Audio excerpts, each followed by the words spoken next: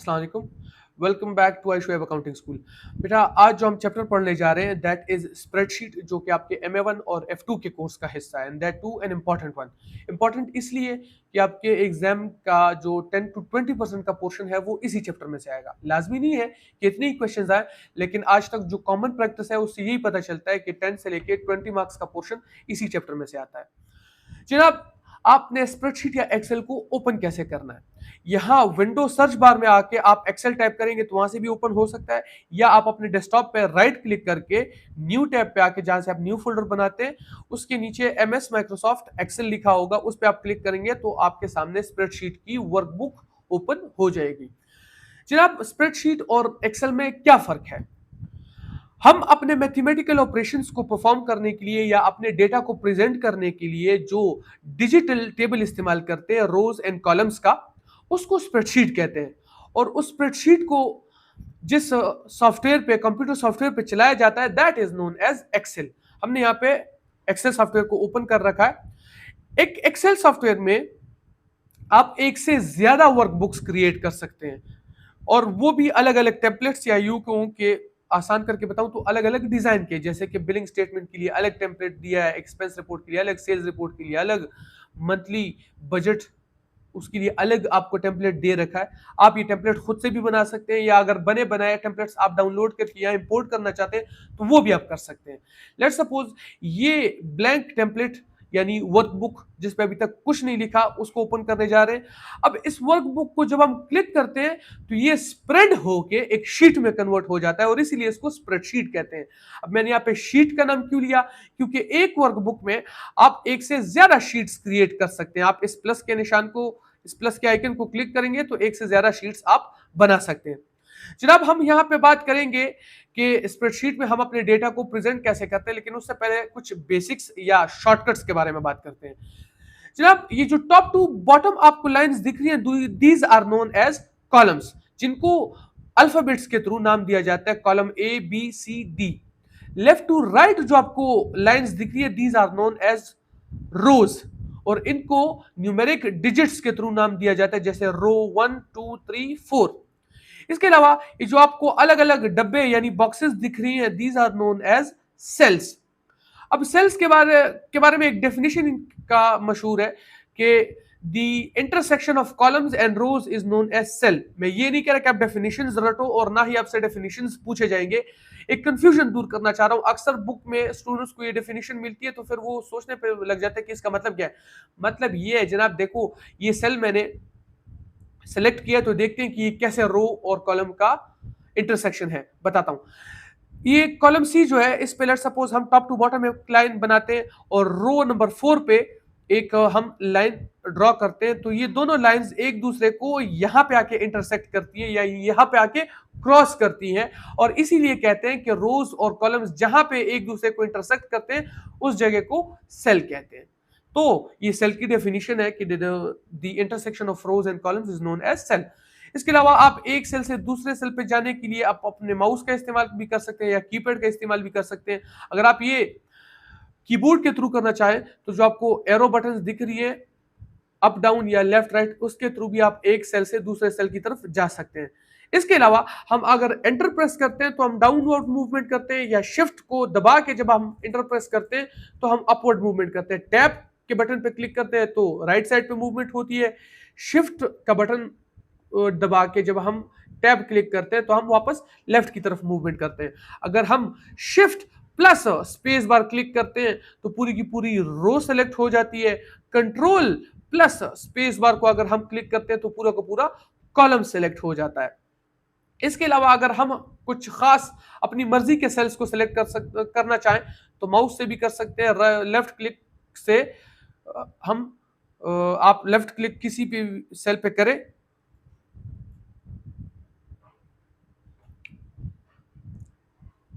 इसके अलावा अगर हम अपनी मर्जी के कुछ खास सेल्स को सेलेक्ट करना चाहें तो माउस के जरिए भी कर सकते हैं। किसी भी सेल पे लेफ्ट क्लिक करके बटन छोड़े बगैर जितने सेल्स आपने सेलेक्ट करने हैं वो सेलेक्ट कर सकते हैं। अगर आप यही फंक्शन या यही एक्शन कीबोर्ड के थ्रू परफॉर्म करना चाहते हैं तो शिफ्ट का बटन प्रेस करें और उसको छोड़े बगैर ये एरो कीज की तरफ जहां मूवमेंट करना चाहते हैं वहां आप जा सकते हैं। लेट्स सपोज हमने ये सेल सेलेक्ट किया और हम चाहते हैं कुछ ये डाउन सेल्स भी सिलेक्ट करें, तो डाउन एरो जो की है उसको सिलेक्ट प्रेस करके जितने सेल्स आप सेलेक्ट करना चाहें वो सिलेक्ट कर सकते हैं। इसके अलावा एक और शॉर्टकट बताता हूं, एक्सेल आपको कुछ चीजें खुद से ऑटोमेटिकली प्रेडिक्ट करके भी दे सकते हैं। लेट्स सपोज जैसे 1 एंटर, 2 एंटर, 3। अब यहां से ये जो राइट बॉटम है इसको हम क्लिक करके नीचे ड्रैग करेंगे ना, तो ये खुद ऑटोमेटिकली नंबरिंग दे देगा। अब आप सोचेंगे कि सर इसने तो खुद प्रेडिक्ट किया नहीं, 3 को ही कॉपी करके सेम दिखा रहा है। तो इस आइकन पे क्लिक करके फिल सीरीज को आप क्लिक करोगे तो खुद ही समझ गया कि ये नंबरिंग करना चाह रहा है और उसने उसी तरह सीक्वेंस में 1 to 12 नंबरिंग कर दी। चलो एक और एग्जांपल देता हूं आपको। जनवरी एंटर, फरवरी एंटर, मार्च। अब ये काफी है, इसको हम यहां पकड़ के ड्रैग करेंगे ना तो देखो वो खुद ही समझ गया कि ये जो मंथ्स ऑफ द ईयर है उसके नाम लिखना चाह रहा है और वो भी अकॉर्डिंगली उसने प्रेडिक्ट करके बता दिया हमें। इसके अलावा अगर आप स्प्रेडशीट में किसी फाइल को सेव करना चाहते हैं तो आप फाइल पे क्लिक करके सेव के बटन पे क्लिक करेंगे। अब ये सेव एज किस लिए इस्तेमाल होता है? लेट्स सपोज आपके पास एक फाइल है जिसमें आपने जनवरी का डेटा सेव किया हुआ है, उसको आपने ओपन करके उसमें जैसे हमने कहा ना दूसरी शीट बनाई और उस पर फरवरी का डेटा इनपुट किया। अब आप चाहते हो कि ये जनवरी नहीं बल्कि फरवरी के नाम से सेव हो, या आप ये चाहते हो कि ये उसी फाइल में जाके सेव ना हो बल्कि मेरे पास एक अलग फाइल हो फरवरी के डेटा के लिए, तब हम जाके सेव एज पे क्लिक करेंगे और आप जिस नाम से सेव करना चाहते हैं वो नाम पुट करेंगे और जिस लोकेशन पे सेव करना चाहते हैं वही लोकेशन सेलेक्ट करके ओके पे क्लिक करेंगे तो वो एक अलग जगह पे एक अलग नाम से आप उसको सेव कर सकते हो। कोई नई फाइल ओपन करनी है तो न्यू के टैब पे जाओगे, या लेट सपोज जैसे मैंने आपको कहा कि आपने जनवरी का पुराना जो फाइल है उसी को एडिट करना है तो उसको ओपन करने के लिए ओपन पे क्लिक करेंगे और जिस लोकेशन पे वो फाइल पड़ी हुई है वहां जाके वहां से सेलेक्ट करके उसको ओपन करके एडिट कर सकते हैं। इसके बाद लेट सपोज आपने किसी सेल में कुछ एडिशन करनी है तो आप उस पर डबल क्लिक करेंगे। मैं फिर से बता रहा हूं सिर्फ सिंगल क्लिक से सेल सेलेक्ट होता है, लेकिन अगर आपने उसमें एडिटिंग करनी है तो डबल क्लिक से आप एडिटिंग भी कर सकते हैं। लेट सपोज मैंने इसको 25,000 बना दिया या 2,55,000 बना लिया, बैक स्पेस से वापस रिमूव भी कर सकते हैं। या लेट सपोज मैंने इस पूरे सेल को डिलीट करना है तो डिलीट के बटन से या बैक स्पेस के बटन से इसको डिलीट भी कर सकता हूं। अब असल जिंदगी में अगर आपसे आप कोई काम सरजद हो जाए, कोई एक्शन आपसे सरजद हो जाए तो अक्सर औकात ऐसा होता है कि आप उसको अंडू नहीं कर सकते, लेकिन स्प्रेडशीट में आप कर सकते हो। कंट्रोल जेड दबाएंगे तो वापस अंडू हो जाएगा वो आपका एक्शन। लेट सपोज यहाँ पे कुछ हमने लेटर्स बोल्ड में लिखे, कुछ सिंपल लिखे, मैं इनको बोल्ड करना चाहता हूं तो आप उस सेल को सिलेक्ट करेंगे, कंट्रोल प्लस बी से बोल्ड कर सकते हैं। अंडरलाइन करना चाहे तो कंट्रोल प्लस यू से अंडरलाइन कर सकते हैं। इसको इटैलिक्स में चेंज करना चाहे तो कंट्रोल प्लस आई से इटैलिक्स में चेंज कर सकते हैं। और ये इन बटन से भी हो सकता है, एक बार क्लिक करने से और दोबारा क्लिक करेंगे तो वो वापस अंडू होता जाएगा। जैसे कि यहां से मैंने अंडू किया, वापस बोल्ड, इटैलिक, अंडरलाइन और फिर से अंडू। तो यहां से भी हो सकता है, control B, control I, control U से भी हो सकता है। लेट्स सपोज हमने इन 3 सेल्स को ऐड करके टोटल मालूम करना है कि प्रोडक्ट ए के जनवरी, फरवरी और मार्च में सेल्स कितने थे। तो ये फार्मूले से भी हो सकते हैं और एक शॉर्टकट तरीका भी है। पहले फार्मूला बताता हूं, लेकिन उससे पहले जनाब कभी भी आपने मैथमेटिकल ऑपरेशन यहां पे परफॉर्म करना हो, कोई भी फार्मूला आपने परफॉर्म करना हो तो इज इक्वल टू का साइन मस्ट है। सबसे पहले आप इज इक्वल टू का साइन लगाएंगे, फिर सम लिखेंगे, ब्रैकेट ओपन, फिर एरो की से भी आप कर सकते हो या माउस से भी जाके वो सेल सेलेक्ट कर सकते हो। तो हम पहले एरो की से करते हैं। ये सेल हमने सेलेक्ट किया, फिर कॉमा, फिर इस वाले सेल पे गए, कॉमा, और फिर इस वाले सेल पे गए और फिर हमने ब्रैकेट को बंद कर दिया, एंटर दबाया तो वो तीनों सेल ऐड हो गया। हमें पता चल गया कि जनवरी, फरवरी और मार्च में प्रोडक्ट ए के इतने सेल्स हुए हैं। अब इस जो हमने फार्मूला यहाँ पे लिखा है, इस फार्मूले को मैं कॉपी भी कर सकता हूं कि दोबारा यहाँ पे फिर से एडिटिंग करनी ना पड़े, ऐड ना करना पड़े। तो इसको कंट्रोल सी से कॉपी करेंगे और यहाँ कंट्रोल वी से पेस्ट कर देंगे। तो जनाब टाइम जाया किए बगैर वो खुद ही उसको प्रेडिक्ट कर रहा है कि ये इन तीनों को भी ऐड करना चाह रहा है, तो उसने खुद ही इन तीनों को भी ऐड करके बता दिया कि प्रोडक्ट ए, बी और सी का जनवरी, फरवरी और मार्च का टोटल हमें बता दिया। इसके अलावा लेट सपोज अगर हमें मालूम करना है कि सिर्फ जनवरी में प्रोडक्ट ए, बी और सी के कितने सेल्स हुए तो वो भी हम कर सकते हैं। और ये मैं दूसरे तरीके से बताना चाह रहा हूं, फॉर्मूले के बगैर। हम डायरेक्ट यू भी कर सकते हैं कि इज इक्वल टू का साइन लगाया, माउस से जाके इस पे क्लिक किया, फिर प्लस का निशान यहाँ पे टाइप किया जो कि इज इक्वल टू के बटन को अगर हम शिफ्ट के साथ क्लिक करेंगे तो प्लस का निशान आएगा। फिर मैंने माउस से इस सेल को सिलेक्ट किया, फिर प्लस का निशान, फिर इस सेल को सिलेक्ट किया और एंटर दबाया, तो इसकी एडिशन भी हो गई हमारे पास, इसका सम भी आ गया। अब इसको भी हम नीचे कॉपी कर सकते हैं, कॉपी, कंट्रोल सी और यहाँ पे आके कंट्रोल वी। अब आपने अगर देखा हो तो कंट्रोल सी से कंट्रोल वी पे आप पेस्ट कर सकते हो, लेकिन पूरा का पूरा फॉर्मूला पेस्ट हो जाता है। एक और बात, अगर मुझे फॉर्मूला नहीं पेस्ट करना, सिर्फ ये 8050 की जो वैल्यू है ये यहां पे कॉपी करनी है, तो फिर क्या करूंगा उसके लिए, अगर जहां पे आपने सिंपल वैल्यू लिखी है ना उस पे अगर कंट्रोल सी और कंट्रोल वी करोगे तो वो तो वैल्यू आएगी, लेकिन यहाँ पे तो फॉर्मूला लिखा है ना इस सेल में, तो अगर इस पे कंट्रोल सी प्रेस करोगे और वी प्रेस करोगे तो वो पूरा का पूरा फॉर्मूला कॉपी हो जाएगा। तो मतलब इन तीन सेल्स को ऐड करके दे दिया है। लेकिन अगर हम इसको फॉर्मूला को नहीं पेस्ट करना चाहते बल्कि सिंपल 8050 वैल्यू पेस्ट करना चाहते हैं, तो फिर उस सेल पे जाके राइट क्लिक करेंगे और ये जो पेस्ट के ऑप्शंस है ना, इस पे एक तो सिंपल पेस्ट है, ये वाला नहीं, इससे फॉर्मूला ही कॉपी होगा। पेस्ट वैल्यू पे अगर आप क्लिक करोगे तो सिर्फ और सिर्फ आपका वो जो वैल्यू है वो पेस्ट हो गया। कंट्रोल सी और आगे कंट्रोल वी। जरा सी इसकी और प्रैक्टिस करते हैं प्लस माइनस की। लेट्स सपोज हमने बजटेड कॉस्ट मालूम करनी है प्रोडक्ट ए, बी और सी की। सबसे पहले देखो यहाँ पे लिखा हुआ है ना प्रोडक्ट बी और प्रोडक्ट बी, ये मैंने जानबूझ के लिखा है। क्यों लिखा है? लेट्स सपोज आपसे एक ऐसी गलती हो गई है और आप अभी शक में हो कि कहीं अगर ऐसी गलती मुझसे यहाँ पे हुई है तो बाकी डेटा में तो ऐसी कोई गलती नहीं की, तो उसको आसानी से आप फाइंड कर सकते हो। मैंने जानबूझ के ये 2 बार लिखा है बी और यहाँ पे भी लिखा है। चलो इसको आप डबल क्लिक के थ्रू भी सेलेक्ट कर सकते हो, ठीक कर सकते हो। लेकिन जैसे ही मैंने आपसे कहा कि आपको अगर खदशा है कि मैंने बहुत सारी जगहों में ये गलती की होगी, जैसे मैंने नीचे भी ये गलती की थी, तो उसको फाइंड कैसे करते हैं? कंट्रोल एफ प्रेस करेंगे तो यहाँ पे फाइंड का ऑप्शन आ जाएगा। उसमें हम लिखेंगे कि मालूम करो प्रोडक्ट बी का लफ्ज जो है ये हमने कहाँ कहाँ लिखा हुआ है। तो फाइंड ऑल पे क्लिक करेंगे तो इसने सारे के सारे फाइंड करके दे दिए। यहाँ से मैं मालूम कर सकता हूँ, यहां से हमें पता चल रहा है कि हमने 4 बार ये वर्ड एंटर किया है। पहला वाला जो है C3 सेल में किया है जो कि यहां दिख रहा है। दूसरे वाला जो है वो सेल C12 पे, उस पर क्लिक करेंगे तो ये आ गया, देखो ये है, ये भी ठीक लिखा हुआ है। और तीसरा वाला सेल D12 में, यानी कॉलम डी और सेल रो 12, तो इस सेल का नाम क्या हुआ? D12 यहाँ पे, जो कि गलत है, इसको हमने ठीक करना है। और लास्ट वाला भी हमने चेक करना है तो वो बिल्कुल ठीक लिखा है, तो सिर्फ मतलब ये वाला गलत है। अब इसको हमने सेलेक्ट किया, रिप्लेस पे आए, रिप्लेस पे हम यहाँ हम लिखेंगे कि इसको रिप्लेस कर दो प्रोडक्ट सी से। अब अगर मैं रिप्लेस ऑल पे क्लिक करता हूं तो सारे के सारे जितना मैंने प्रोडक्ट बी जहां जहां लिखा है वो सारा प्रोडक्ट सी में कन्वर्ट हो जाएगा। नहीं, मैंने वो नहीं करना, सिर्फ ये एक सेल ही रिप्लेस करना है। तो सिंपल रिप्लेस पे क्लिक करूंगा तो अगर आप देखो तो ये वापस रिप्लेस हो चुका है। अब लेट सपोज हम प्रोडक्ट ए का मटेरियल, लेबर एक्सपेंस और ओवरहेड्स का खर्चा मालूम करना चाहते हैं, तो फिर से वही बात, is equal to this plus expenses plus overheads, enter. पूरा का पूरा खर्चा कॉस्ट मालूम हो गई। अब बार बार एडिशन करने से, plus minus is equal to से बचने के लिए कंट्रोल सी और वी के थ्रू आप फॉर्मूले कॉपी पेस्ट कर दो तो आसानी से पता चल सकता है।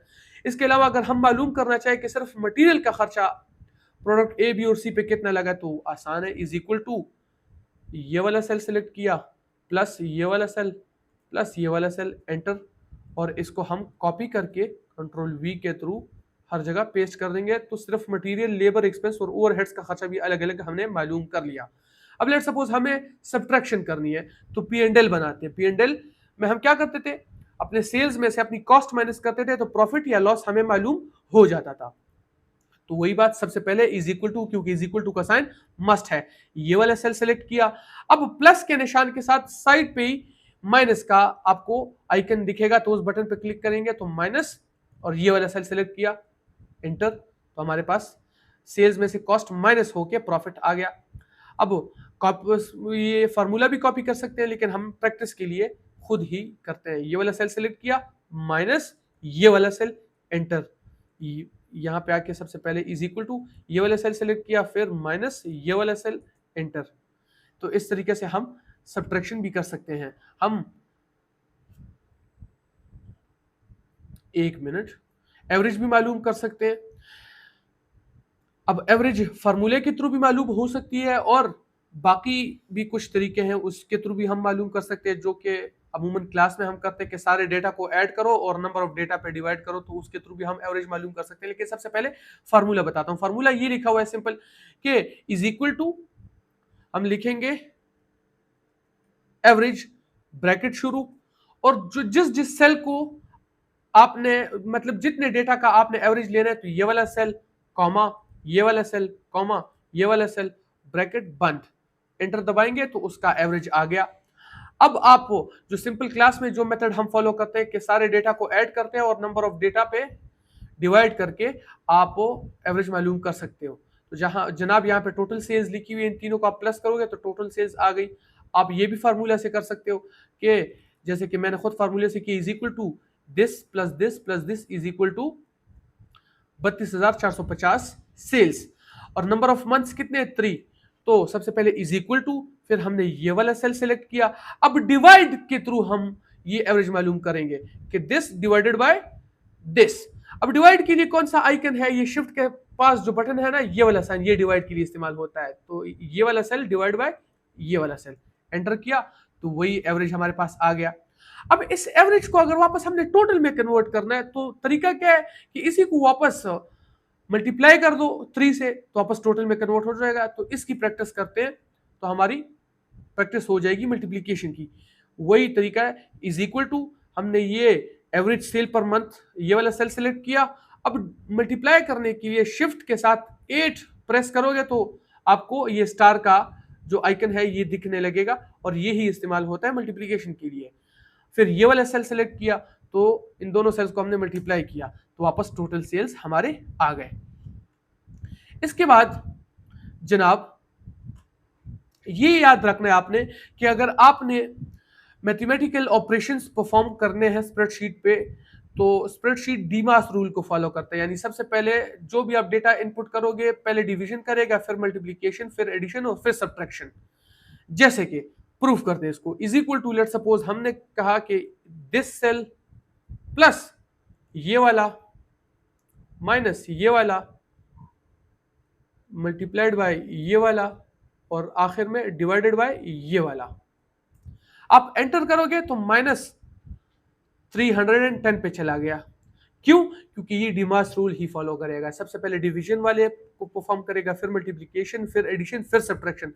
लेकिन मैथ्स में हमें पता है कि अगर हम चाहते हैं कि कुछ खास डेटा को पहले प्लस किया जाए, फिर उसको मल्टीप्लाई किया जाए, फिर माइनस किया जाए, फिर डिवाइड किया जाए, तो उसके लिए आपको ब्रैकेट का इस्तेमाल करना पड़ता है। और मैंने यहाँ लिखा भी है कि if brackets are present then they are solved first.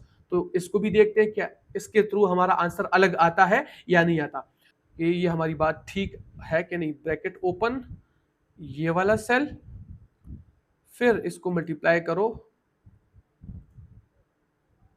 इसके साथ, फिर उसको माइनस करो इस सेल से, ब्रैकेट बंद। उसके बाद इसको ऐड कर दो इस सेल के साथ, सॉरी, और आखिर में डिवाइड कर दो इस सेल पे। तो अब हमारा आंसर कुछ और आ रहा है, क्योंकि हमने ब्रैकेट्स लगा दिए और उसकी वजह से मल्टीप्लिकेशन सबसे पहले हो गई थी और एडिशन, सब्ट्रैक्शन वगैरह सबसे बाद में। इसके अलावा आप पावर कैलकुलेशन भी कर सकते हो। पावर कैलकुलेशन का मतलब अक्सर हमें मालूम करना होता है कि 4 raise to power 5, 8 raise to power 10, 6 raise to power 12। तो ये कैसे किया जा सकता है? आसान है। सबसे पहले इज इक्वल टू का साइन, फिर फार्मूला क्या है कि जिस नंबर को आपने रेस करना है पहले वो नंबर लिखो। लेट सपोज हमने लिखना है 4 रेज टू पावर 10 या पावर 8। उसके बाद आपने ये आइकन लगाना है, ये कैप सा जो लगा हुआ है जो पावर की निशानी है। अब ये आपको कहां मिलेगा? शिफ्ट दबा के जब आप 6 को क्लिक करोगे तो ये आइकन आपको मिल जाएगा। और उसके बाद आपने वो नंबर देना है जितना आपने इस 4 को पावर देना है, यानी 4 raise to power what. Let suppose हमने फाइंड करना है कि 4 रेज टू पावर 7, और एंटर करेंगे तो वो कैलकुलेट होके आ जाएगा। आप स्क्वायर रूट भी फाइंड कर सकते हो, स्क्वायर नहीं स्क्वायर रूट। अब स्क्वायर रूट का फॉर्मूला क्या है कि इज इक्वल टू जिस नंबर का स्क्वायर रूट लेना है, लेट सपोज हमने 25 का स्क्वायर रूट लेना है, वो और ये कैप का निशान यानी पावर दोगे। अब कितने पावर से आपको स्क्वायर रूट मिल सकता है? अगर आपने मैथ्स ठीक तरीके से पढ़ी हो तो 1/2 पावर तक अगर आप इसको रेस करोगे तो उसका मतलब स्क्वायर रूट है। तो 1/2 या 1/2 या इसको 1/2 भी कहते हैं। तो ये आपके 25 का स्क्वायर रूट आपको मिल गया। क्यूब रूट भी आप कैलकुलेट कर सकते हो। वो कैसे? जिस नंबर का सबसे पहले इज इक्वल टू, जिस नंबर का आपने क्यूब रूट फाइंड करना हो, is equal to let suppose हमने 300 का क्यूब रूट फाइंड करना है, उसको रेज टू पावर 1/3 से पावर देंगे तो उसका हमें क्यूब रूट भी मालूम हो गया। इसके बाद हम पढ़ने लगे इफ फंक्शन, या फिर इसको लॉजिकल टेस्ट भी कहा जाता है। सबसे पहले मैं इसकी एक आसान सी एग्जांपल लेता हूँ आपको। लेट्स सपोज मैं एक क्लास में 10-12 स्टूडेंट्स के पेपर चेक करके किसी एक स्टूडेंट को दे देता हूँ और उनसे कहता हूँ कि आप इन सब के नंबर खाली टोटल करके इन पे फेल या पास लिख दो। और वो मुझसे कहे कि सर कंडीशन तो बताएं कि किस कंडीशन में स्टूडेंट को पास का दर्जा देना है और किस कंडीशन में स्टूडेंट के पेपर पे मैंने फेल लिख देना है।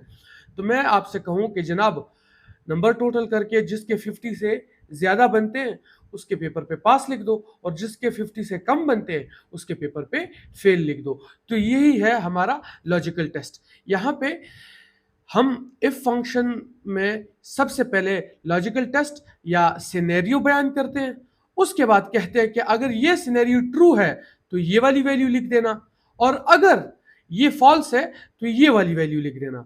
अब चेक करते हैं कि लॉजिकल टेस्ट या जिसे इफ फंक्शन भी कहा जाता है कैसे हमारे काम आता है। लेट्स सपोज यहां पे हमने लिखा है कि if sales are greater than 1000 a discount of $250 should be provided. यहाँ पे कुछ इनवॉइस वैल्यूज लिखी गई हैं, ठीक है। डिस्काउंट कितना है हमारा 250 का, और आखिर में असल इनवॉइस का टोटल वैल्यू क्या बनता है ये हमने मालूम करना है, और वो भी लॉजिकल टेस्ट के थ्रू। आसान तरीका एक तो ये है कि मैं is equal to this minus discount इस तरह मालूम कर सकता हूं, ठीक है। और सेम इसी तरह इसको कॉपी करके नीचे ले आऊंगा। लेकिन इसमें मसला ये है कि ये वाली जो हमने हमारी सेल है ये तो 980 की है, ये $980 की है, ये तो $1000 की हुई नहीं। और कंडीशन क्या थी कि अगर सेल्स $1000 से ज्यादा हो तब जाके $250 का डिस्काउंट दीजिए उनको। लेकिन यहाँ पे तो सेल्स 1000 से कम थी और फिर भी हमने डिस्काउंट दे दिया। अब इस मसले से हम छुटकारा पा सकते हैं व्हाट इफ एनालिसिस से या लॉजिकल टेस्ट के थ्रू। अब हम यहाँ पे करेंगे क्या, सबसे पहले इज इक्वल टू का निशान डालेंगे, फिर यहाँ पे लिखेंगे इफ, और इसके बाद कंडीशन लिखेंगे। कंडीशन क्या लिखेंगे? कंडीशन में ये लिखेंगे, ये वाला सेल सेलेक्ट करेंगे और कहेंगे कि अगर इनवॉइस वैल्यू ग्रेटर है, किससे लिख देंगे 1000 से, तो कॉमा। अब कॉमा के बाद यहां पे लिखेंगे कि अगर ये हमारी कंडीशन हो गई, या जिसे सिनेरियो भी कहते हैं या लॉजिकल टेस्ट भी कहते हैं, कि अगर ये लॉजिकल टेस्ट या सिनेरियो या कंडीशन ट्रू है तो ये वाली वैल्यू लिख दो। अब वो ट्रू वाली वैल्यू लिख देंगे। ट्रू वाली वैल्यू में हम क्या लिख देंगे कि जनाब इस वाले सेल से फिर माइनस कर देना ये डिस्काउंट की वैल्यू, कॉमा। लेकिन अगर ये कंडीशन जो हमने बताई है, मतलब ये इनवॉइस की वैल्यू 1000 से कम है, ज्यादा नहीं है, तो उसके बाद आपने कोई डिस्काउंट नहीं देना, बल्कि सिर्फ वो ही वैल्यू लिख देना और कुछ नहीं लिखना। तो जनाब हमें यहां पे पता चला कि ये वाली वैल्यू जो है वो 1000 से ज्यादा थी, इसलिए $250 का उन्होंने डिस्काउंट दे दिया। और इसी फार्मूले को नीचे कॉपी करेंगे तो देखना पहले 980 में से 250 हमने माइनस कर दिया था। अब जाके देखते हैं कि लॉजिकल टेस्ट के मुताबिक वो माइनस करता है कि नहीं करता। देखो बाकी सारों से माइनस कर दिया है उन्होंने 250, लेकिन यहां माइनस नहीं हुआ। क्यों? क्योंकि ये ऑलरेडी 1000 से कम था और कंडीशन ये थी कि अगर आपकी सेल्स 1000 से ज्यादा हैं तब जाके उनको 250 का डिस्काउंट दो। अब एक और तरीके का लॉजिकल टेस्ट देखते हैं। लेट्स सपोज देखो यहां पे हमने सेल किए $30 की, यहां अगर हम is equal to this minus this, discount देंगे तो ये तो उल्टा हम -20 में चले जाएंगे। और कंडीशन क्या है कि फ्लैट 250 का डिस्काउंट देना ही देना है सबको। ठीक है, दे तो देंगे, लेकिन हमारी इनवॉइस की जो टोटल वैल्यू वो तो -20 में चली गई। अब यहां डिस्काउंट भी देना है, लेकिन -20 से डिस्काउंट, ये जो इनवॉइस की वैल्यू है ये भी बचानी है। तो ये कैसे मुमकिन है? ये भी लॉजिकल टेस्ट, लेकिन यहां पे लॉजिकल टेस्ट जरा अलग तरीके का होगा। इज इक्वल टू इफ, फिर कंडीशन लिखेंगे कि ये वैल्यू माइनस ये वाली वैल्यू अगर ग्रेटर है किससे? 0 से। मतलब ये जो हमने वैल्यू बताई है ये अगर 250 से ग्रेटर है तो हमारी वैल्यू क्या होनी चाहिए, कॉमा, कंडीशन मैंने लिख दी कि फिर इस इनवॉइस वैल्यू में से माइनस कर देना इस डिस्काउंट को। और अगर ये इनवॉइस की वैल्यू इस डिस्काउंट की वैल्यू से कम है तो फिर सिंपल यहां पे 0 की वैल्यू डाल देना।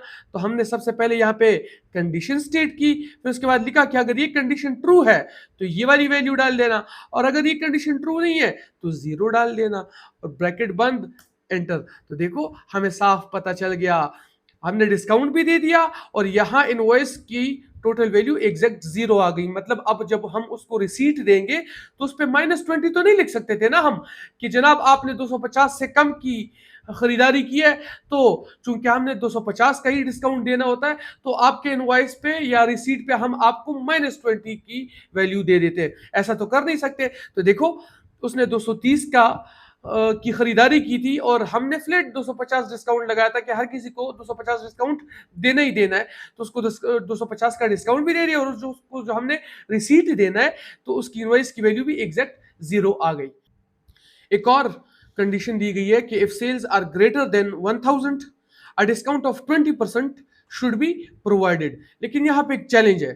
चैलेंज ये है कि एक तो हमें ये मालूम करना है कि इन सेल्स का 20% बनता कितना है, ठीक है, और साथ में ये भी देखना है कि अगर ये सेल्स 1000 से ज्यादा है तब इनका डिस्काउंट मालूम करना है, वरना तो डिस्काउंट हमने देना ही नहीं है, फिर तो डिस्काउंट 0 होना चाहिए। तो उसके लिए लॉजिकल टेस्ट क्या होगा, इसकी भी प्रैक्टिस कर लेते हैं। इज इक्वल टू इफ, और यहाँ पे कंडीशन स्टेट करते हैं कि ये जो हमारी सेल्स की वैल्यू है अगर ये ग्रेटर है किससे? 1000 से, तो ये जो ट्रू वाली वैल्यू है, अगर ये कंडीशन ट्रू है तो ये वाली वैल्यू दे देना। वैल्यू क्या है? इस सेल्स का, यानी D21 सेल्स को, इसका आप मालूम कर लो 20%। अब 20% को रेशो की फॉर्म में कैसे लिखेंगे? 0.20 या 0.2 भी लिख सकते हो। तो ये वैल्यू दे देना, कॉमा, और अगर ये सेल्स 1000 से कम है, सॉरी यहाँ पे 100 लिखा है हमने, इसको 1000 कर दिए, अगर ये 1000 से कम है तो फिर कोई डिस्काउंट देना ही नहीं है, मतलब फिर यहाँ पे 0 लिखो, ब्रैकेट बंद। देखो हमें पता चला कि चूंकि ये 1300 1000 से ज्यादा है तो हमने डिस्काउंट देना है इस पे 20%, और इस 1300 का 20% कितना बनता है? 26। और इसी फॉर्मूले को नीचे ड्रैग करके कॉपी कर लेंगे तो हमें पता चला, देखो ये 900 चूंकि 1000 से कम है तो इसका डिस्काउंट बनता ही नहीं है, तो उसका 0 लिख दिया। और ये $2150 चूंकि 1000 से ज्यादा है ये सेल्स, तो इसका डिस्काउंट भी बनता है, और इसका 20% डिस्काउंट जितना है वो भी सामने लिख दिया। अब आसानी से हम इनवॉइस की वैल्यू मालूम कर सकते हैं। वो कैसे? कि सेल्स माइनस डिस्काउंट, तो असल इनवॉइस की वैल्यू क्या बनती है? 1040। अब इसको यहाँ पे कॉपी करेंगे तो सब की सब हमारे पास इनवॉइस की वैल्यू आ गई आसान तरीके से। लेट्स सपोज आपको कुछ एम्प्लॉइज का इन एंड आउट टाइम दे दिया जाए और आपसे कहा जाए कि बेसिक आवर जो आपके हैं, डेली बेसिक आवर्स, वो 8 आवर्स हैं, मालूम करो कि इनमें से कौन कौन से एम्प्लॉय ने ओवर टाइम किया है, और अगर ओवर टाइम किया है तो कितना ओवर टाइम किया है। अब ये भी आप आसानी से लॉजिकल टेस्ट या इफ फंक्शन से मालूम कर सकते हो। ये आपके कोर्स का हिस्सा नहीं है, आपको एग्जाम में इस तरह का कोई क्वेश्चन नहीं दिया जाएगा, लेकिन सिर्फ आपको ये समझाने के लिए कि लॉजिकल टेस्ट या इफ फंक्शंस आपको बहुत सारी जगहों पे बहुत सारी तरीकों से हेल्प कर सकता है, आसानियां पैदा कर सकता है, सिर्फ इसलिए समझा रहा हूं आपको। यहाँ पे हमने फॉर्मूला लिखा हुआ है कि सबसे पहले करेंगे क्या, is equal to if, bracket शुरू करेंगे, उसके बाद अपना लॉजिकल टेस्ट यहाँ पे बयान करेंगे। लॉजिकल टेस्ट क्या है कि अगर out time minus in time greater हो, किससे? हमारे 8 घंटों से। अब यहां पे स्प्रेडशीट में आपको टाइम को एग्जैक्ट फॉर्मेट में बताना होगा, मतलब पहले आवर्स, फिर मिनट्स, फिर सेकंड्स। तो वो हम बता देते हैं कि टाइम ब्रैकेट शुरू 8,0 मिनट्स, 0 आवर्स, मतलब पूरे के पूरे 8 घंटे। तो हमने ये बताया कि out time minus in time, मतलब उसका जो बेसिक जितने घंटे उसने काम किया है, अगर वो 8 घंटों से ज्यादा है तो उसके बाद हम अपना ट्रू वैल्यू लिखेंगे कि अगर ये कंडीशन ट्रू है तो उसके बाद उसका ओवर टाइम मालूम कर लो, यानी ओवर टाइम बता दो हमें। अब ओवर टाइम मालूम करने के लिए आसान तरीका क्या है कि out time minus in time minus ये 8 बेसिक आवर्स। अब इससे क्या होगा कि पीछे सिर्फ और सिर्फ वो घंटे रह जाएंगे, वो आवर्स रह जाएंगे जितना इन्होंने ओवर टाइम किया है। तो टाइम ब्रैकेट शुरू 8,0,0 ब्रैकेट बंद। लेकिन अगर जो इन्होंने डेली बेसिस पे काम किया है अगर वो 8 घंटे से कम है तो फिर तो इन्होंने कोई ओवर टाइम किया ही नहीं है। तो और हमें सिर्फ ओवर टाइम मालूम करना है, तो उस सिचुएशन में यहाँ पे ओवर टाइम या आप 0 भी लिख सकते हो, या लेट सपोज हम कहते हैं कि फिर सिर्फ डैश डैश लिख दीजिएगा और ब्रैकेट बंद। जैसे ही हम एंटर करेंगे तो देखो यहाँ हमें पता चल गया कि इसने सिर्फ 1 घंटे का ओवर टाइम किया है। अक्सर औकात ये वैल्यू आपको चेंज भी दी जा सकती है, जैसे कि आप यहाँ फॉर्मेट सेल्स पे आओगे, टाइम पे आओगे, तो अक्सर औकात ये वैल्यू लेट सपोज हमें इस तरह दी गई है, तो फिर बंदे को समझ नहीं आती कि ये क्या आ गया। आप डरिएगा नहीं, इस सूरत में आपके फार्मूले में कोई मसला नहीं है, ये सिर्फ और सिर्फ इस सेल की फॉर्मेट में कुछ डिफरेंसेस आ गई हैं। अब फॉर्मेट कैसे चेंज करते हैं आप, सबसे पहले आपको ये प्रूफ कर दूं कि स्प्रेडशीट में टाइम किस तरह बताया जाता है। मैं जैसे ही यहाँ पे क्लिक करूं तो ये आपका फार्मूला बार जो है यहाँ पे खुद ब खुद दिख रहा है कि पहले आवर्स, फिर मिनट्स, फिर सेकंड्स, और फिर बताया जाता है कि ये एएम है या पीएम। अब आपको बताता हूं कि सेल की फॉर्मेटिंग में चेंजेस कैसे लेके आते हैं। फॉर्मेट सेल्स पे आते हैं, टाइम पे आते हैं, और आप इसमें से ये वाला सेलेक्ट करना है, क्योंकि ओवर टाइम में सिर्फ हमने ये मालूम करना है कि कितने आवर्स या मिनट्स का हमने ओवर टाइम किया। तो आप ये वाला फॉर्मेट सेलेक्ट करेंगे और ओके, तो आपको पता चलेगा कि आपने सिर्फ 1 घंटे का ओवर टाइम किया है। अब इसको आप जैसे यहाँ पे ड्रैग करेंगे या कंट्रोल वी और सी से पेस्ट भी कर सकते हैं, तो आपको पता चल गया कि इन दोनों ने बिल्कुल ओवर टाइम किया ही नहीं है, और जिन लोगों ने ओवर टाइम किया है वो कितने कितने घंटे उन्होंने ओवर टाइम किया है, एग्जैक्ट सारी की सारी वैल्यूज उन्होंने बता दी। तो ये है एक सिंपल सा एग्जांपल लॉजिकल टेस्ट का, कि आपको लॉजिकल टेस्ट या इफ फंक्शन से बहुत ज्यादा हेल्प मिल सकती है। इसके बाद बात करते हैं डेट फॉर्मेट के बारे में। यहाँ पे हमने लिखा है कि whatever the format is of the date we put in the cell, but the formula bar shows the date in the format month, उसके बाद डे, उसके बाद ईयर। मतलब सेल में आप डेट को जिस तरह भी पुट करो, लेकिन फार्मूला बार ये आपका फार्मूला बार है। सेल में आप जो कुछ भी लिखते हो वो यहाँ फार्मूला बार में शो होता है। लेट सपोज इस सेल में हमने ये जो लाइन लिखी है तो ये फार्मूला बार में आ गई। आप यहाँ अगर कोई फार्मूला पुट करोगे तो यहाँ सेल में तो उसका रिजल्ट दिख रहा होगा फार्मूले का, लेकिन फार्मूला बार में आपका सिर्फ फार्मूला शो होगा। लेट सपोज यहाँ पे हमने डेट के बारे में लिखा है, तो यहाँ पे हमने पहले डे, उसके बाद मंथ और उसके बाद ईयर लिखा है, लेकिन आपके फार्मूला बार में हमेशा पहले मंथ, उसके बाद डे, उसके बाद ईयर शो होगा। ये फॉर्मेट आप चेंज भी कर सकते हो, जैसे हमने टाइम के बारे में कहा था कि आप राइट क्लिक करके फॉर्मेट सेल के पे आओगे और यहाँ डेट आप लेट सपोज मैं चेंज करके मालूम करना चाहूँ कि मुझे सिर्फ मंथ और डे के बारे में पता चले, ओके। तो यहाँ पे 10वां महीना और 27 तारीख, मैं इसको अगर चेंज करके किसी और फॉर्मेट में डालना चाहूँ, लेट सपोज मैंने इसको इस फॉर्मेट में डालना है कि मुझे जो मंथ है वो लिखा हुआ सामने उसका साफ नाम दिख रहा हो और डेट भी दिख रही हो, यानी डे भी दिख रहा हो, 27 तारीख अक्टूबर का। लेट सपोज हम कंट्रोल जेड से इसको वापस रिवर्स करते हैं, तो ये हमारा डेट फॉर्मेटिंग के बारे में हमने सीखा कि इसको आप कैसे चेंज कर सकते हो।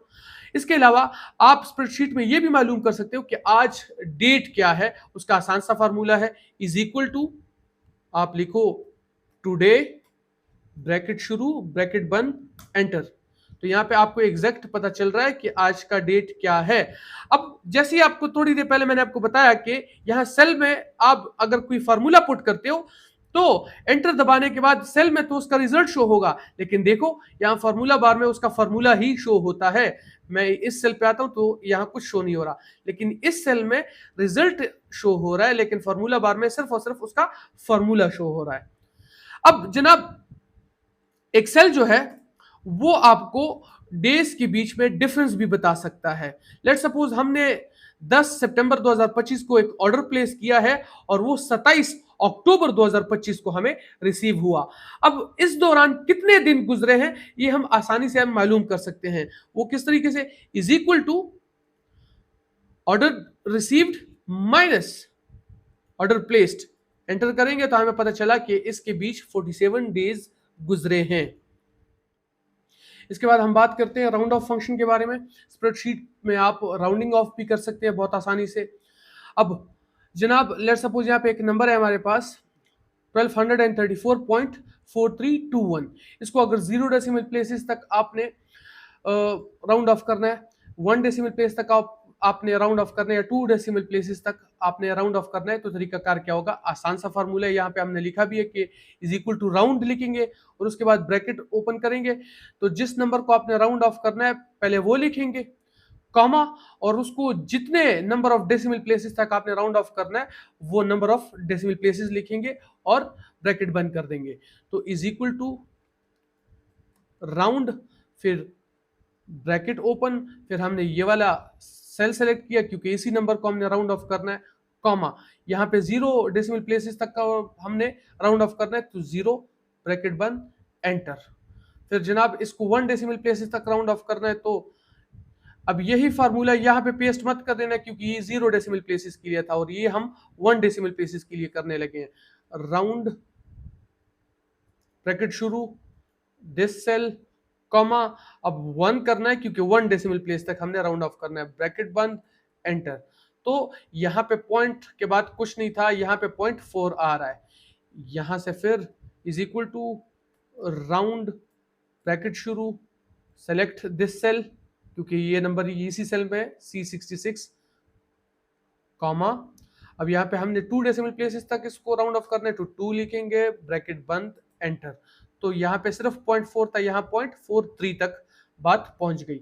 इसके अलावा अगर आप इसको नियरेस्ट 100 तक, मतलब ये मालूम करना चाहते हैं कि अगर इसको मैं राउंड ऑफ करूंगा तो ये बात 1230 पे आएगी या 40 पे जाएगी, या फिर अगर इसको मैं राउंड ऑफ करूंगा तो 1200 पे आएगी बात या 1300 पे चली जाएगी।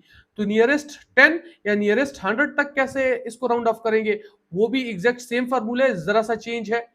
Is equal to round, bracket शुरू, जिस नंबर को राउंड ऑफ करना है वो सिलेक्ट करो, कॉमा, अब अगर नियरेस्ट 10 तक आपने इसको राउंड ऑफ करना है तो -1 लिखो, ब्रैकेट बंद, और जैसे ही इंटर करोगे तो ये चूंकि 34 लिखा था, अगर ये 5 से नंबर ये ज्यादा होता तो फिर ये 40 में तब्दील हो जाता, लेकिन चूंकि आखिरी डिजिट 5 से कम है तो इसको 30 में तब्दील कर दिया, तो राउंड ऑफ होके ये 1230 बन गया। सिमिलर यहाँ पे is equal to round, bracket open, इस नंबर को सिलेक्ट करेंगे, कॉमा, अब चूंकि नियरेस्ट 100 तक इसको राउंड ऑफ करना है तो नियरेस्ट 100 के लिए राउंड ऑफ करने के लिए हमने यहाँ पे फॉर्मूला लिखा है कि -2 ब्रैकेट बंद, एंटर करेंगे तो ये देखो चूंकि ये 50 से अगर ऊपर होता तो ये 1300 में तब्दील हो जाता है, लेकिन चूंकि आखिरी 2 डिजिट्स 50 से कम है, सिंपल उसी रूल पे, तो ये 1200 में तब्दील हो गए, तो राउंड ऑफ होके 1234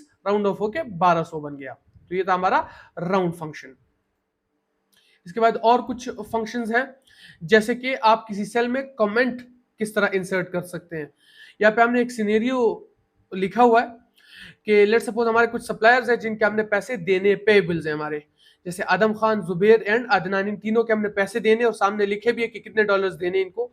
लेकिन लेट्स सपोज आदम खान और अदनान को पैसे हम कुछ टाल मटोल करके 10, 15, 20 दिन के बाद दे सकते हैं, लेकिन जुबैर साहब को हमने 2 दिन के बाद लाजमी पैसे देने, और सिर्फ ये एहतियात रखने के लिए कि कहीं हमें गलती से ये जनाब भूल ना जाए या इसकी डेटा को हम इग्नोर ना कर ले, तो आसानी से इसमें हम कमेंट भी एंटर कर सकते हैं। राइट क्लिक करके आप यहाँ पे इंसर्ट कमेंट पे आएंगे तो हमने यहाँ पे लिखा है to be paid in days।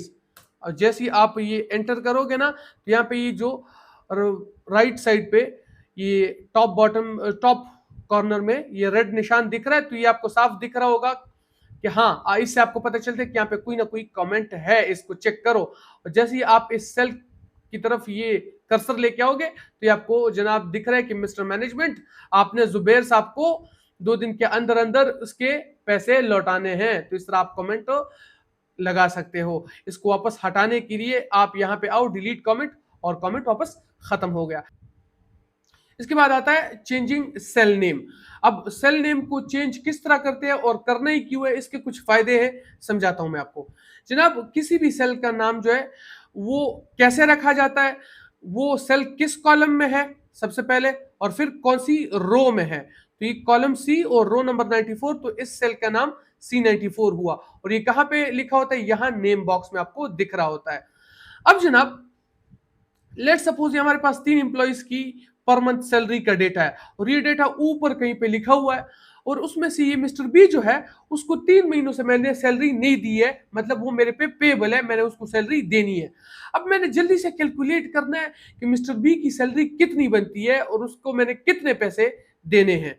तो जनाब, अगर हमारे पास बहुत सारा डेटा पड़ा हुआ है, लेट सपोज हमारे पास हजारों एम्प्लॉइज हैं, और उसमें से सिर्फ ये मिस्टर बी की सैलरी मैंने जल्दी से मालूम करनी है, तो उसका एक आसान तरीका है, ऊपर जाकर डेटा में हाथ पैर मारने की जरूरत ही नहीं है, हम इसका नाम ही चेंज कर देते हैं।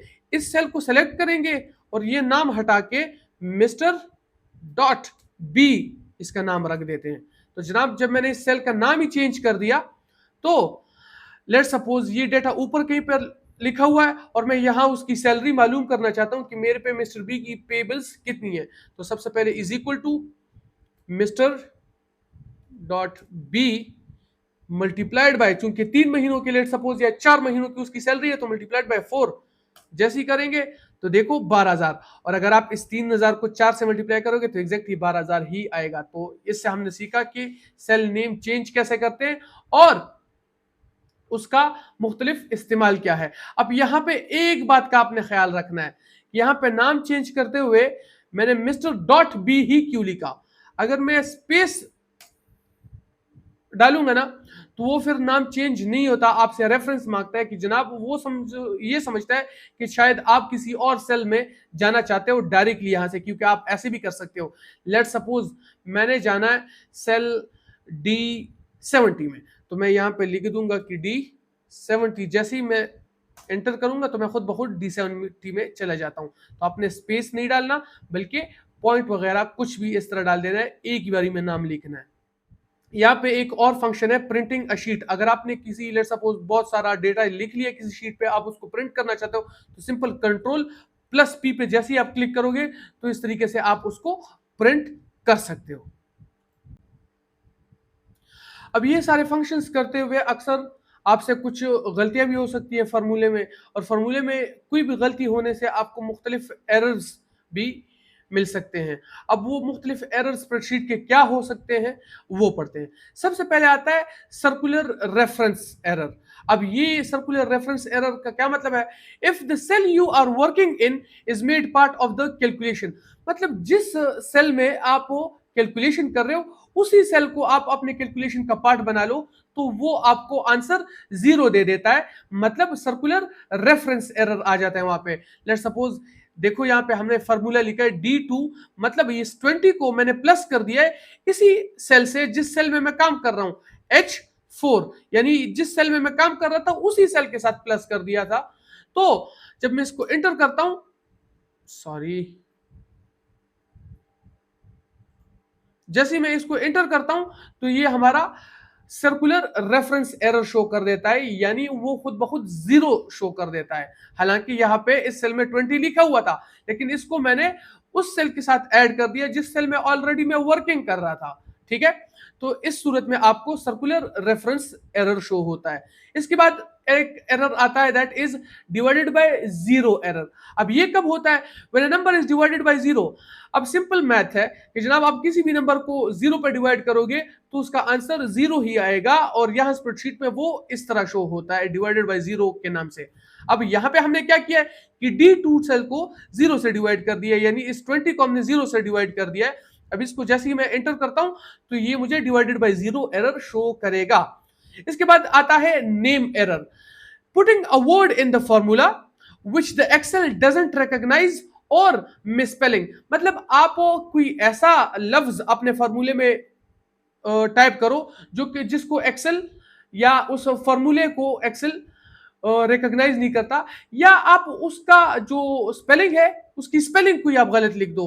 फॉर एग्जांपल यहाँ पे हम अगर किसी चीज को सम करना चाहें तो हम लिखते हैं सम, फिर ब्रैकेट शुरू, F2 कॉमा या प्लस भी लिख सकते हो, G2 ब्रैकेट बंद। लेकिन हमने यहाँ पे सम की जगह इस यहाँ पे ए का इजाफा किया है, सम की बजाय सुमा लिखा है। तो अब सुमा जैसा तो यहाँ पे कोई फॉर्मूला है ही नहीं, तो यहाँ पे मिस स्पेलिंग भी आप इसे कह सकते हो या फॉर्मूले के गलत इंटरप्रिटेशन भी कह सकते हो।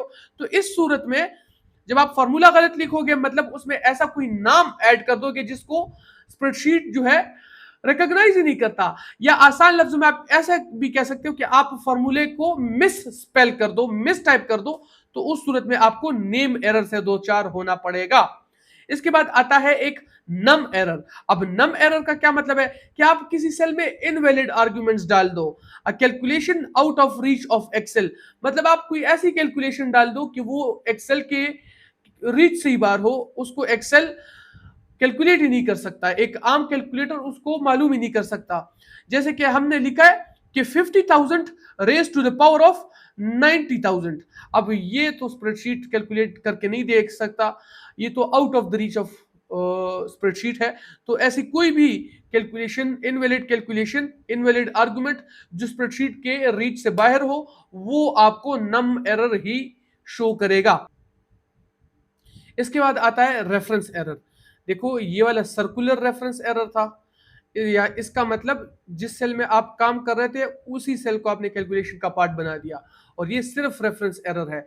मतलब जो आपने कैलकुलेशन किया अगर उसकी रेफरेंसेस ही गायब हो जाए, मतलब क्या है, after calculation if the reference of that cell becomes invalid या डिलीटेड। समझाता हूं। For example is equal to, मैं यू करता हूं कि इस 20 को मल्टीप्लाई करता हूं 50 से, तो मुझे उसकी वैल्यू मालूम हुई 1000, और ये कैलकुलेशन करने के बाद इस सेल को मैं डिलीट ही कर देता हूं, पूरे सेल को ही डिलीट कर देता हूं। तो देखो यहाँ पे चूंकि इस सेल में जो मैंने कैलकुलेशन की थी, यहाँ जो मैंने फॉर्मूला दिया था वो तो मैंने ये दिया था कि ये D2 सेल को G2 सेल से मल्टीप्लाई कर दो। अब G2 के में तो कुछ रहा ही नहीं, वो तो मैंने सेल ही पूरा का पूरा उड़ा दिया, डिलीट कर दिया। तो इस सूरत में आपको रेफरेंस एरर शो होता है। समझ आ रही है कि नहीं? इसके बाद आता है वैल्यू एरर। वैल्यू एरर का क्या मतलब है? When correct formula but incorrect data type, जैसे कि मल्टीप्लाइंग अल्फाबेट्स विद नंबर्स। अब 1 मल्टीप्लाइड बाय 2 कर सकते हो, लेकिन 1 मल्टीप्लाइड बाय ए तो नहीं कर सकते ना, 1 मल्टीप्लाइड बाय 5 तो नहीं कर सकते, और वो भी अल्फाबेट्स में लिखा हुआ 5, यानी FIVE। समझाता हूं।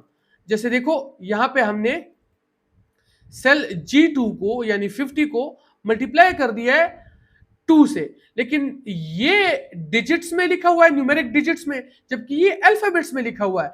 तो अगर आप इनवैलिड आर्गुमेंट्स लिखते हो, मतलब इनकरेक्ट डेटा टाइप हो, एक जैसे डेटा टाइप को मल्टीप्लाई करने के बजाय इनकरेक्ट यानी मुख्तलिफ डेटा टाइप को मल्टीप्लाई करते हो, तो आपको वैल्यू एरर शो होता है। इसके बाद आता है null error. When functions from formula are missing, यानी इनकरेक्ट रेफरेंसिंग आपने दी हो। इसका मतलब देखो यहां पे तो रेफरेंसेस गायब थी, यहां पे रेफरेंसेस ठीक है, लेकिन कुछ ना कुछ फार्मूला से फंक्शंस मिसिंग है। लिखो is equal to E2 plus F2 minus G2। अगर इस तरह लिखा होता तो ये कैलकुलेशन हो जाती, क्योंकि जो आर्ग्यूमेंट्स है वो वैलिड होती। लेकिन इन सेल्स के बीच में करना क्या है? मल्टीप्लाई करना है, प्लस करना है, डिवाइड करना है, सब्ट्रैक्ट करना है। वो फंक्शन तो हमने बताया ही नहीं है, बल्कि उसके बजाय बैक स्पेस जो है, सिंपल स्पेस इसमें डाल दिए। तो अगर आप फंक्शन से बीच से उड़ा दोगे तो उस सूरत में आपको नल एरर शो होगा। अब देखो इस फंक्शंस को हम वापस ले आते हैं। फॉर एग्जांपल इसको हम प्लस करते हैं, चलो सबको। तो पूरी की पूरी वैल्यू दे रहा है। लेकिन अगर इस फंक्शंस को हटा के हम सिर्फ यहां बीच में स्पेस डाल दें और एंटर कर दें तो वापस वो नल एरर ही शो होगा। इसके बाद आता है हैश हैश एरर। अब हैश हैश एरर कब आता है? जब आप कॉलम का जो साइज है वो इतना नैरो या इतना पतला हो जाए कि उसमें वो नाम से ही दिख ही नहीं रहे हो, तो ये हैश हैश एरर आपको शो होता है। अब इसको ठीक करने के लिए आप डबल क्लिक भी कर सकते हो, ये खुद ब खुद जितना इसमें कंटेंट्स है उसके मुताबिक ओपन हो जाता है, वापस ब्रॉड हो जाता है, खुल जाता है, या इसको ऐसे ड्रैग भी कर सकते हो आप। अब जनाब एरर्स तो हो शो हो रहे, लेकिन कुछ चीजें, कुछ फंक्शंस, कुछ फॉर्मूले ऐसे हैं कि जहां पे आर्गुमेंट्स आपकी वैलिड हो तो स्प्रेडशीट आपको ऑटो करेक्शन भी देता है। ऑटो करेक्शन कैसी, समझाता हूं। जैसे यहां ऊपर हमने सम को सुमा लिखा था, अब यहां let suppose is equal to हमने सम ठीक ही लिखा है, उसके बाद ब्रैकेट शुरू, और उसके बाद हमने ये रेफरेंस कॉमा और 30, मतलब 30 और 40 को हम ऐड करना चाह रहे हैं। लेकिन इसके बाद ब्रैकेट बंद हमने की ही नहीं और ऐसे ही एंटर दबा दिया, फिर भी उसने ऑटो करेक्ट के थ्रू खुद ही ये समझ लिया कि हाँ ये ऐड ही करना चाह रहा है, हालांकि हमने ब्रैकेट बंद की नहीं थी, वो हमारी गलती तो थी, लेकिन स्प्रेडशीट उसको खुद ही ऑटो करेक्ट कर देता है। तो जब आपकी आर्गुमेंट्स वैलिड हो तो ऑटो करेक्ट का आपके पास ऑप्शन मौजूद है, लेकिन जब आपकी आर्गुमेंट्स ही गलत हो, मतलब स्प्रेडशीट को पता ही नहीं चल रहा कि सुमा का मतलब क्या है, तो वो आपको फिर एरर्स शो करता है।